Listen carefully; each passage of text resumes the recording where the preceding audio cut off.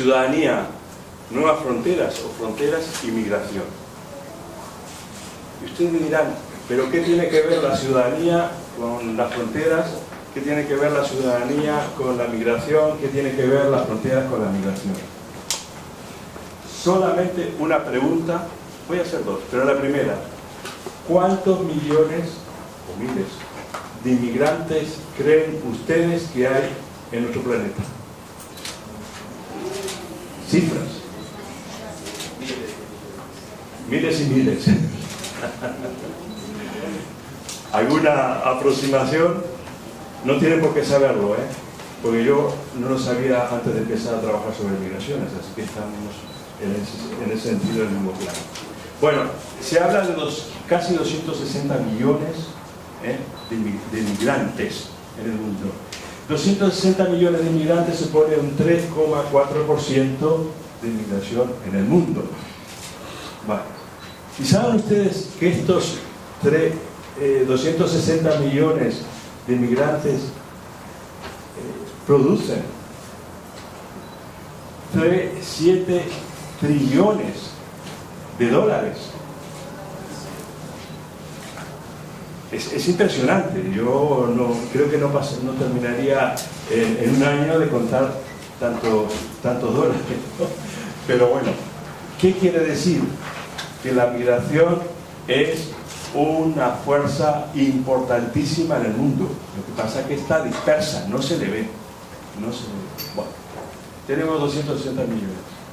Aquí tiene alguien, o alguno de ustedes, familiares fuera de República Dominicana, emigrantes. Así que no es necesario ni preguntar. Todo tiene un tío.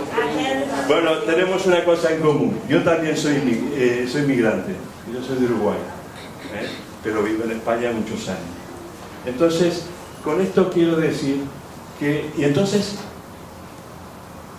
¿a ustedes creen que tener ciudadanía es importante para el migrante? Fundamental. Ese es el sueño que yo creo que tienen todos los migrantes, poder ser ciudadano, tener derechos civiles, explicaré a continuación, políticos y sociales. Esa es la gran ambición que tenemos. Muchas veces en nuestro país no tenemos, nos falta algún derecho, quizás más recientemente los derechos sociales cuestan todavía arraigarse en algunos países.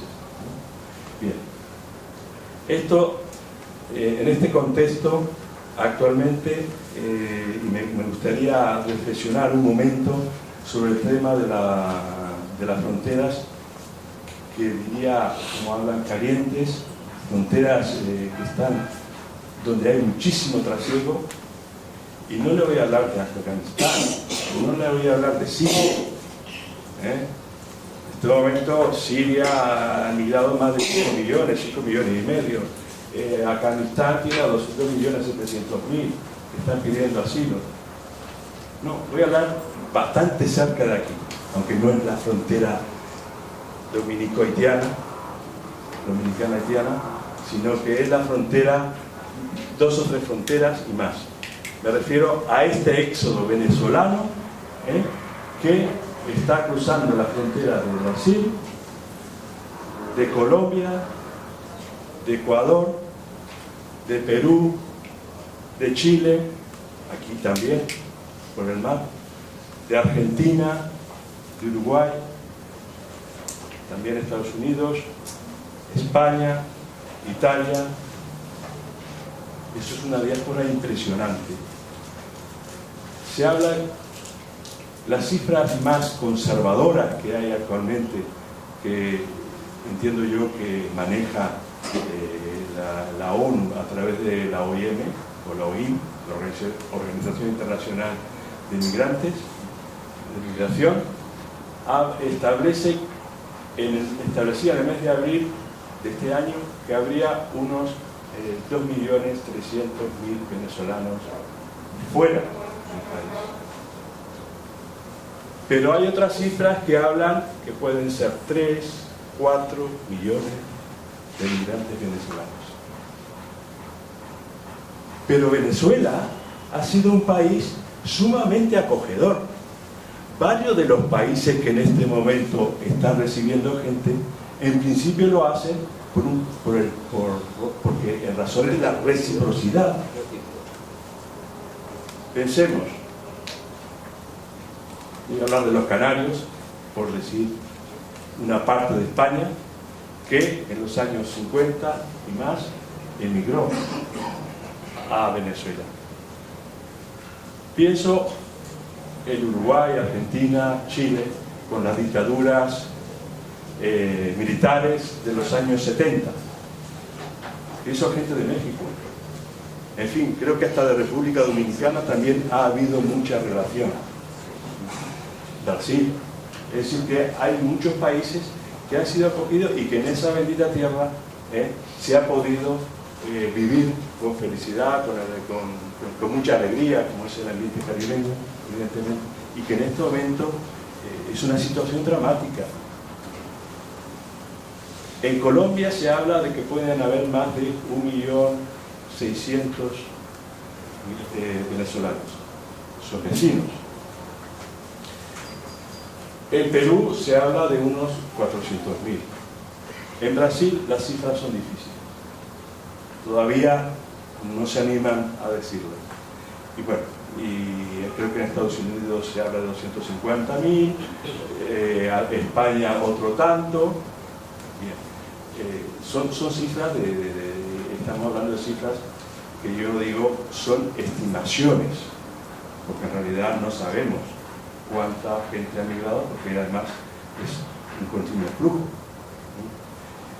En la frontera con Ecuador, que no hemos necesitado también, hace 15, 20 días se hablaba de 4.000 venezolanos cruzando la frontera, muchos de ellos a pie.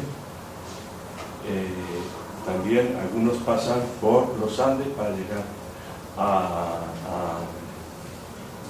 Chile, a Perú y a Chile. Bueno, hablo de este ejemplo porque es muy impactante en este momento. Entonces, esta gente sin duda tendrá el deseo de tener la ciudadanía. ¿Cómo no les gustaría tener un pasaporte iberoamericano de los 22 países para poder movilizarse sin tener problemas para luego incorporarse en la sociedad acogida? Ese es un sueño, lo sé que es un sueño, pero hay que luchar por eso. Y en este sentido es que voy a intentar, hablando de el tema de las migraciones, la ciudadanía y las fronteras, un poco darle un marco un tanto teórico. Con eso no quiero aburrirles, ¿no? A mí en este momento mi metabolismo, mi organismo, por la hora que son aquí, que son las 7 casi, en España es la 1 de la madrugada, obviamente estaría durmiendo, ¿no? Entonces, si me duermo, me disculpáis, y si os duermo a vosotros, más. Bueno, entonces,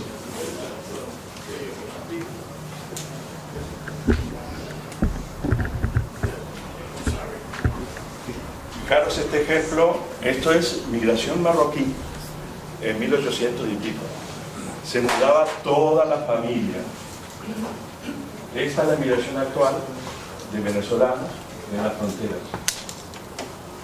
¿Cuál es el problema de las fronteras? Es que la gente no tiene dificultades para cruzar. Tenemos problemas con las fronteras. Las fronteras es un mundo muy rico. La frontera, por ejemplo, entre Colombia y Venezuela, ha habido un trasiego de muchísimos colombianos que han vivido en Venezuela, pero también la frontera en sí misma es un mundo que tiene una riqueza económica, porque ahí hasta se contrabandea, pero se negocia, se vende los productos de un lado a otro. La sanidad, pues uno puede elegir, voy a mi hospital o voy al hospital del otro país si me dan un permiso. ¿Entienden? Es decir que la lengua, fijaros, no sé cuál será la lengua entre Brasil y Venezuela, pero supongo que sería como con Uruguay y Brasil, que es el portuñol. El portuñol. Dialecto indígena. Y el indígena que hay De ahí. ambos lados. Es muy rica, pero muy poco explotada, muy poco estudiada y muy poco reglamentada para dar seguridad a los que se mueven de un lado a otro. En el caso concreto de Venezuela con Colombia, sé que Colombia tiene el TPT, creo que es, el PTP, un permiso transitorio, un permiso de permanencia transitorio, que tienen que renovar cada tanto. Esa es una buena cosa, tener un permiso que tú puedas moverte de un país porque vives al otro lado y que te da lugar a poder movilizarte entre Brasil y Paraguay, lo que llaman para los brasiguayos, que son, claro, hay tanta relación en la frontera que entonces las madres paraguayas van a Brasil, o el caso concreto de Argentina con Paraguay, que ahí son Asunción está al lado de Argentina. Entonces, las madres paraguayas tienen a sus hijos, cruzan la frontera para tener los hijos en un hospital argentino para que puedan tener la nacionalidad argentina también y los beneficios, porque en principio, claro, está un poquito más desarrollado la sanidad y lo social en Argentina. Bueno, qué vida más rica, pero sin embargo eso está muy poco estudiado, ¿no? Bien. Entonces, otro tema que es muy importante, en este momento hay más de 2.500, quizás 3.000 niños en Colombia, nacidos en Colombia, de padres o madres sin duda venezolanas, que son apátridas. Es decir, que ahora tienen que luchar esas madres para que le den una nacionalidad. Y eso las convenciones de las Naciones Unidas no reconocen la patria, ¿no? Es decir, hay que luchar para que no haya, que la gente tenga una ciudadanía, ¿no? Entonces, y el otro tema es que no solo que tengan un permiso aquellos que viven en la frontera, sino las situaciones más dramáticas que se están dando muchas veces en el tránsito que tienen de un país a otro. Por ejemplo, de Centroamérica hasta Estados Unidos, pasa por México. En México saben que hay mucha violencia, pero también hay un tren que se llama de la muerte, que la gente se sube al tren y cruza casi todo México para llegar a la frontera con Estados Unidos y de ahí a ver, como dicen en España, apañarse, buscar la fórmula de cruzar hacia Estados Unidos. Bueno, en las cifras hace unos años, 2 o 3, que había algo así como más de 9.000 muertos en esa frontera. Pero también eso se ha desplazado ahora a la frontera del mar. El mar Mediterráneo, desgraciadamente, es otro sitio. Es decir, es gente que podría tener que, como dice la Carta de Derechos Humanos de 1948, todo ser humano tiene derecho a emigrar, pero también derecho a no emigrar. ¿Qué quiere decir eso? Pues que todo ciudadano mundial, toda persona debería tener derecho, tiene el derecho de emigrar, de irse a otro país. Pero también tiene derecho, y sería lo ideal, a no emigrar, a no tener que emigrar. Entonces, vivimos en esa, digamos, dicotomía, emigrar, no emigrar, y ahí se mueve también un poco el derecho. Y todavía hay mucho que desarrollar en este aspecto. Lo digo porque muchos de ustedes son estudiantes de relaciones internacionales y esto es lo que se va a jugar en el futuro. Fíjense ustedes, y yo me voy a olvidar de momento, me parece, del PowerPoint. En 1907, hablando de fronteras, Lord Curzon, un inglés, que era militar, inglés que había estado en la India, escribió un libro que se llamaba Frontier, Fronteras. Y entonces una primera conclusión que decía es, en este momento el tema de las fronteras es muy importante. Pero ¿cuál era el problema? Definir las fronteras.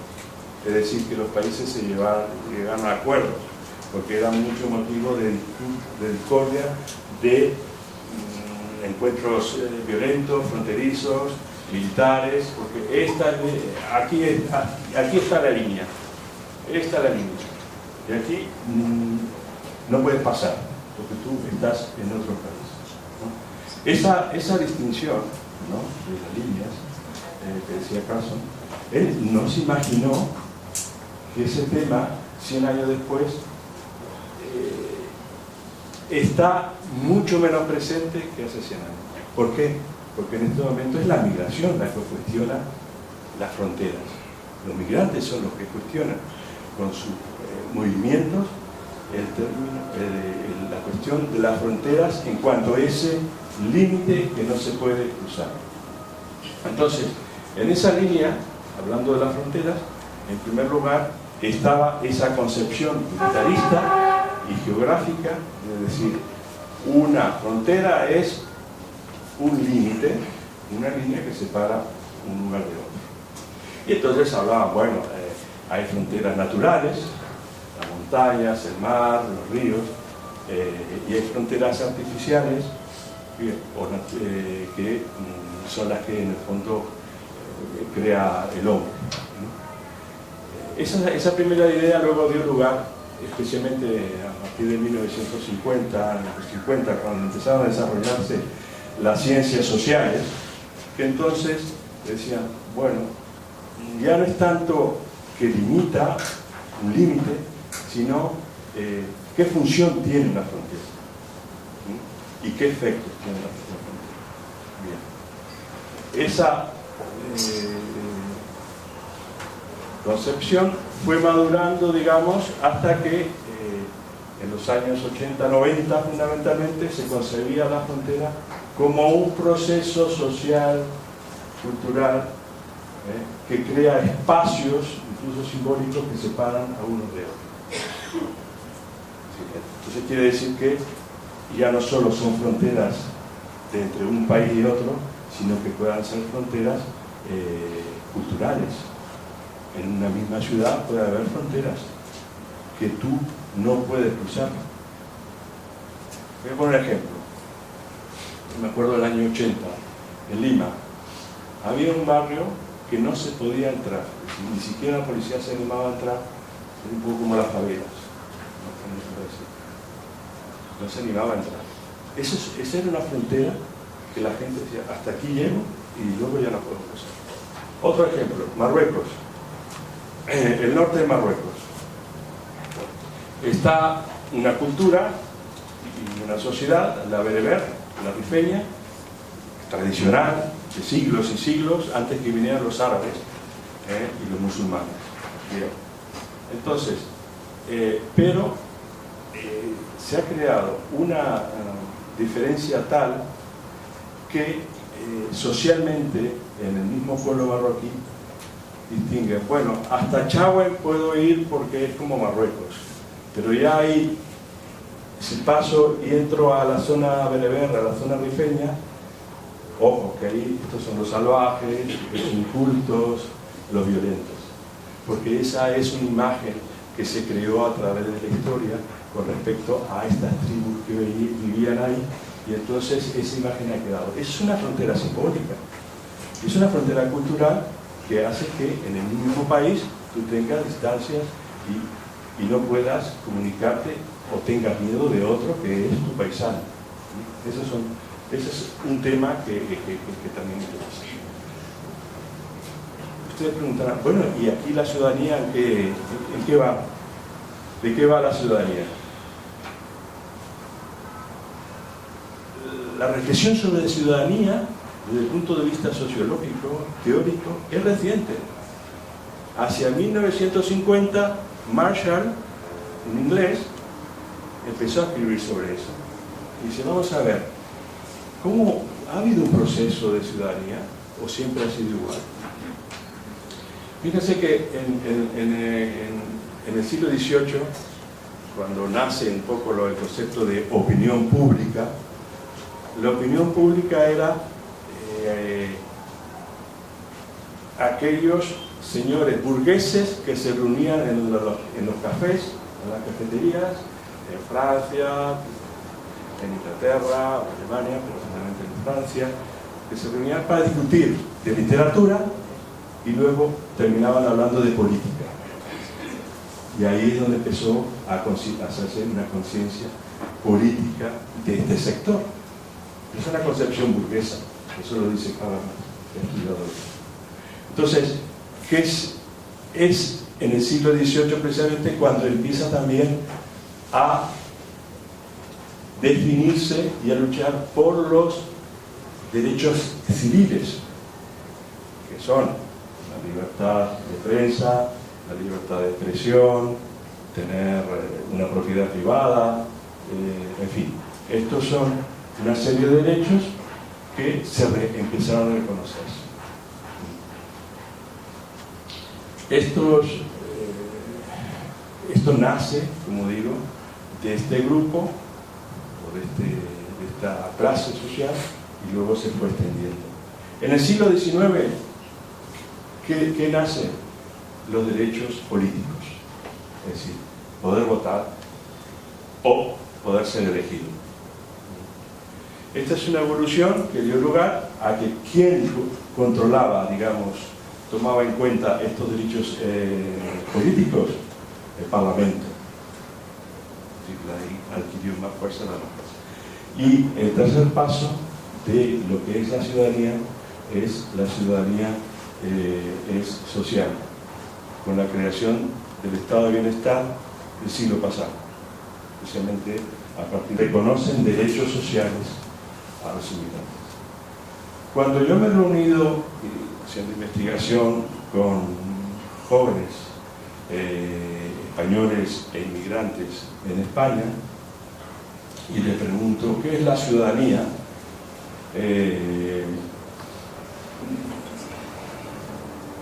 Al final era tener derechos sociales. ¿Qué quiere decir eso? Yo que tenga derecho para ir al hospital, derecho de sanidad, de salud, derecho de educación,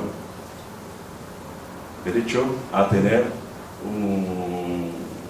si tengo un salario, tener luego y me echan, tener el paro, estar desempleado, o también tener derecho a la pensión, para jubilarme y tener pensión.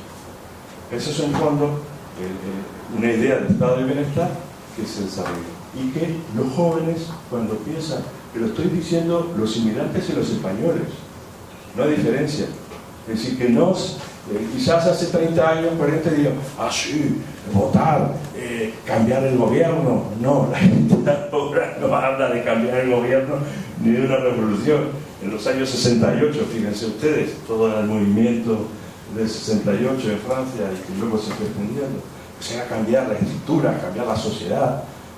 No. Ahora los jóvenes, sean inmigrantes o sean españoles, lo que quieren es tener derechos sociales. Es un cambio significativo mentalmente. Bien, estos son un poco los 3 grados, digamos, de ese proceso de reconocimiento de lo que es una ciudadanía, con lo cual ciudadanía sería tener un estatus, el Estado te da a ti un estatus con tus derechos, que pueden incluir todos estos derechos civiles, de asociarme, tener una asociación, en fin, tener derechos políticos, votar o ser elegido, o tener derechos sociales. Esto es un poco lo que ahora se comprende como ciudadanía. Si uno le hubiera dicho a un burgués del siglo XVIII que es ser ciudadano, pues decir, sí, tener derechos civiles, poder asociarme, tomar un café y tener muchos ingresos económicos, ¿no? Ahora, si uno le decía a un proletario que es tener derechos, pues de eso no conocía. Sabía que no tenía derechos de asociación, es decir, el sindicato, y luego en el 19 tampoco sabía que tenía derechos o que no podía tener derechos políticos. Y esa es una crítica que se le ha hecho a Marshall. Dice, usted de alguna manera nos ha vendido la idea de que la ciudadanía es una cosa que se logró, digamos, casi naturalmente, que se afloró. Dice, no, eso fue gracias, todos estos derechos que estamos hablando de ciudadanía, se fueron generando porque la gente lo luchó. Los obreros lucharon y por eso tenemos ahora en Europa muchos derechos sociales que antes no tenían, es decir, el paro o no trabajar toda la semana, sino trabajar 40 horas semanales y poder tener derecho a descanso. Y eso se ha ido extendiendo, los derechos, tanto que ahora dice, no, es que tenemos que tener 4 o 6 o 8 semanas o 2 meses de permiso de paternidad, ya no de maternidad, sino de paternidad. Bien. Eso suena un poco lejos, ¿verdad? Sí. Pero esta es un poco lo que ha ido ocurriendo. Bien, esa es una crítica que se le hizo. La segunda crítica que se le hizo a Marshall dice, su concepción es muy anglocéntrica. Está muy centrado en el mundo británico, digamos, ¿no? Evidentemente porque él no estudió a nivel planetario, por lo menos varios países más, cómo se había generado la ciudadanía, ¿no? Y eso él lo asume, ¿no? Entonces, luego otros autores han ido desarrollando más el concepto de ciudadanía y han dicho, vale, una cosa es una ciudadanía con un estatus legal, es decir, con un derecho que yo puedo tener, que el Estado me tiene que dar derechos, me tiene que reconocer derechos. Y otra cosa es que la comunidad en la que uno vive se lo reconozca, esos derechos. Y voy a poner un ejemplo. En 1848, cuando Estados Unidos se adueña, digamos así, en esta pelea con México, se anexiona el sudoeste, el actual sudoeste norteamericano, especialmente centrado en Texas. Le dijo a los mexicanos que ahora estaban en su territorio. Dice, vamos a ver, ustedes pueden elegir tener su propia nacionalidad mexicana, quedarse con esa nacionalidad, o pueden tener la nacionalidad americana, norteamericana. Entonces la gente dijo, bueno, lo cierto es que muchos tenían sus derechos, eran americanos. Y entonces, con una cosa muy interesante, porque esa idea de tener ciudadanía americana era en un principio un derecho que tenían los blancos, los anglosajones. De ahí que se ha dicho que esa era una cuestión de la blancura. Es decir, que de golpe los mexicanos se habían vuelto blancos porque tenían esos derechos y los americanos decían, muy bien, usted ahora es blanco. Muy bien. ¿Por qué? Porque tiene su ciudadanía con derechos para Estados Unidos, ¿no? Esa caracterización se mantuvo hasta 1930. Es decir, que hasta 1930 los mexicanos, que ahora son chicanos, no sé qué, otros nombres, hispanos también se llama, pues esta gente hasta 1930 eran blancos. Ahora ya no lo son, ¿no? Desde 1930. ¿Qué pasaba? El Estado reconocía esos derechos, los derechos de estos ciudadanos como americanos. Ahora bien, estos mexicanos, para ir a lo que digamos la zona blanca, anglosajona, pues claro, todavía había zonas que eran mexicanas totalmente, pero sí que habían a ir a otras zonas americanas donde eran más blancas, digamos, tenían que ir, las mujeres por ejemplo, si querían hacer compras, tenían que ir el sábado por la mañana a determinadas horas a determinados centros comerciales. El mexicano que quería tomar un café podía ir a un bar, pero o estaba en el mostrador o le daban una zona especial. O si uno quería ir al teatro, no le ponían en primera fila, le ponían, en España se dice el gallinero, ¿no? Es decir, y había además estipulación de horas. ¿Qué quiere decir eso? Que el Estado reconocía derechos, pero los americanos, es decir, la comunidad, no les reconocía como ciudadanos norteamericanos. Fíjense que todavía eso, hasta los años 60, con el movimiento de derechos civiles, con Luther King, luchando para que los negros tuvieran derechos civiles. Eso es ayer, parece mentira, ¿no? Es decir que, quiere decir que habiendo vivido ahí toda la vida, siendo tercera, cuarta, quinta y sexta generación, a saber cuántas generaciones americanas, no te reconocían los mismos derechos como Norteamérica. Es la comunidad. Entonces, y hay otro tercer nivel, que es el nivel de identidad. Uno puede tener ciudadanía, tener derechos como ciudadano, que concede el Estado, sería la legal. La sustantiva, pues también. La sustantiva sería, la concesión sustantiva es la que la comunidad te reconoce, la sociedad te reconoce como ciudadano de ese lugar. Pero hay otro es que tú te identifiques con ese Estado, con esa ciudadanía. Y eso ya es otro nivel. Entonces, en este momento podemos tener gente que yo recuerdo y conozco varios casos, hacer la entrevista, me acuerdo de hace 20 y tantos años a las dominicanas y ahora recientemente a los chinos jóvenes. La ilusión de tener un pasaporte español, porque ya podías entrar, salir de España, venir a la República Dominicana, pasar las vacaciones y luego volverte sin ningún problema, ¿no? Bien, eso es un uso estratégico de la ciudadanía, con un pasaporte que me permite los chinos.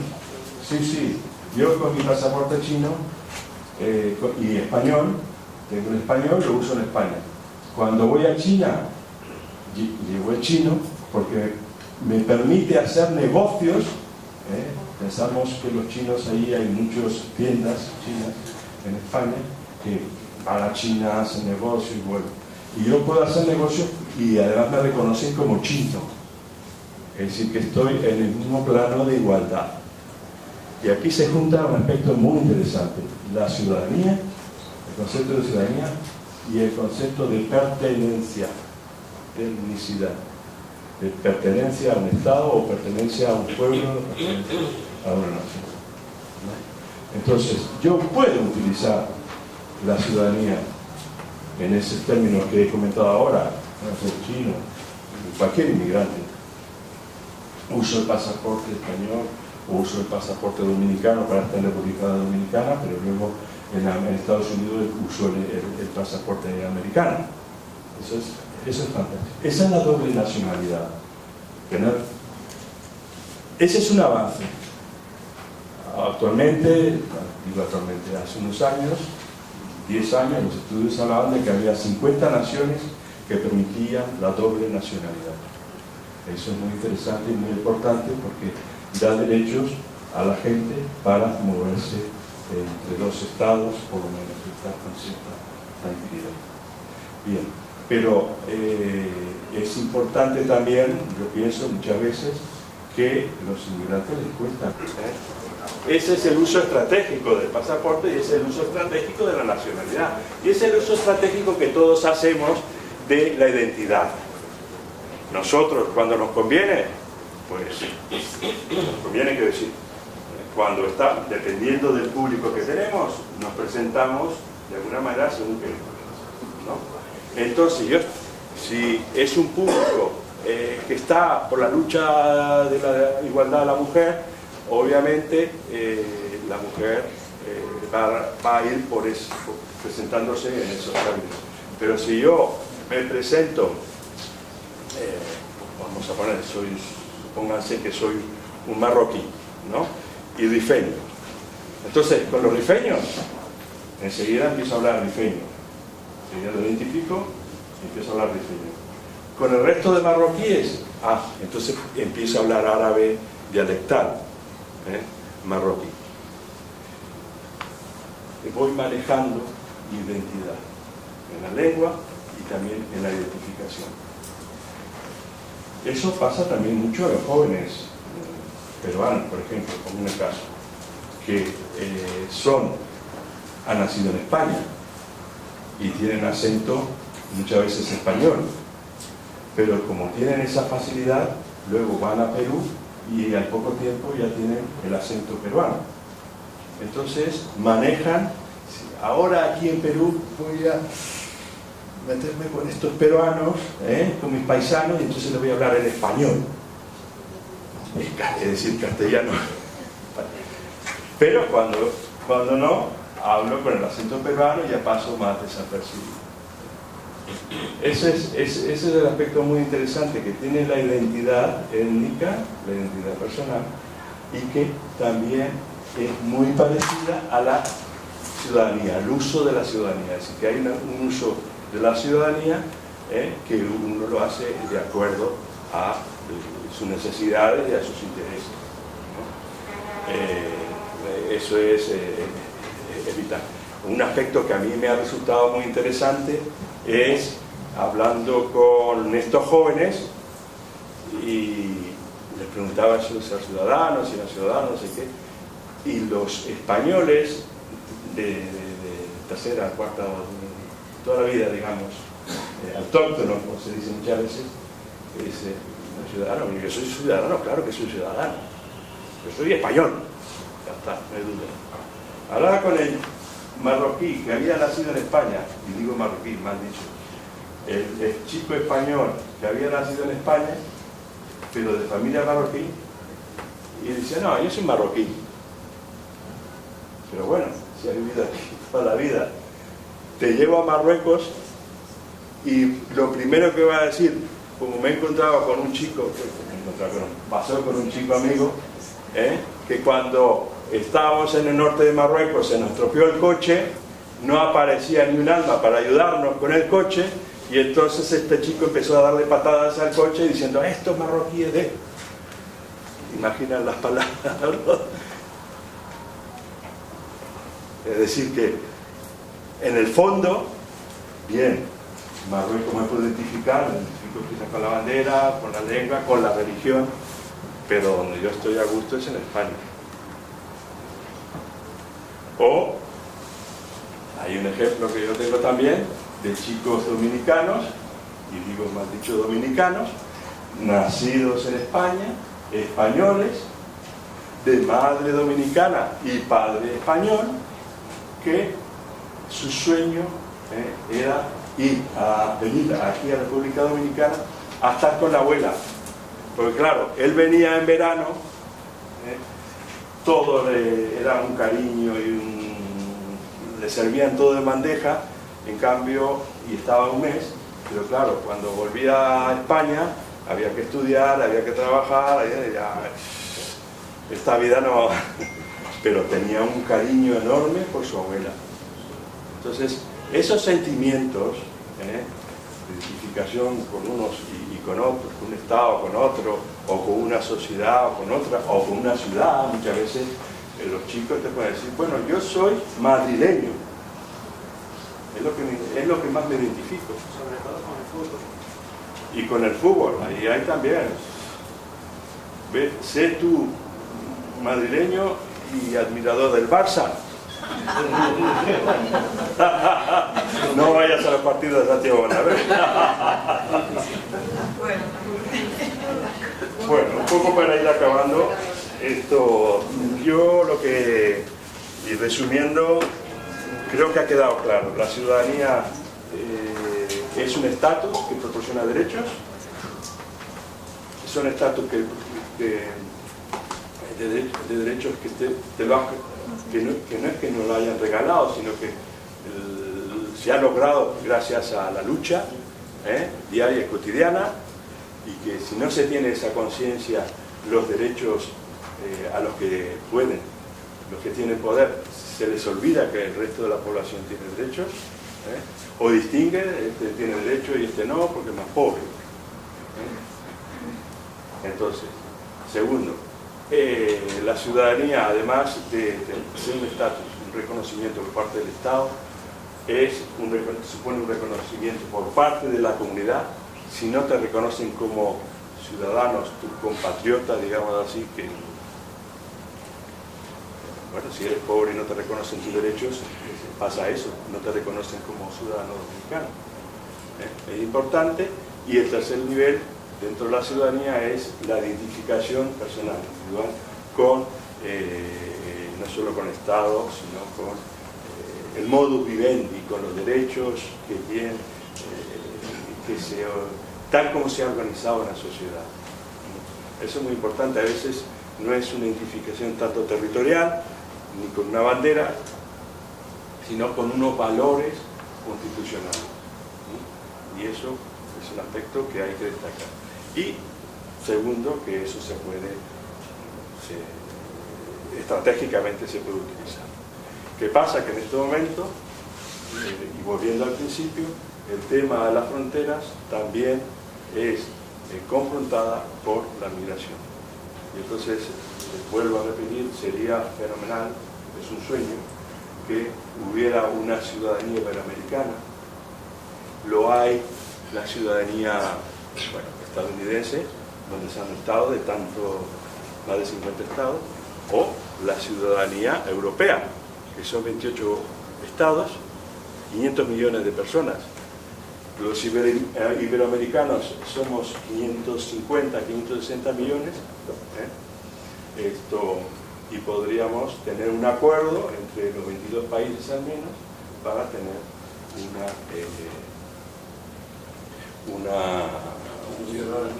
una ciudadanía, un documento que te permita ¿cómo? Libre tránsito y libertad, digamos así, o derecho para uno asentarse en un país. Bien, estas son cosas que habrá que luchar. Es decir, planteo ese desafío, a ver si cuando ustedes sean ya mayorcitos, yo estoy ya con el bastón, ¿no? O cerca de la tumba, hemos avanzado en algo.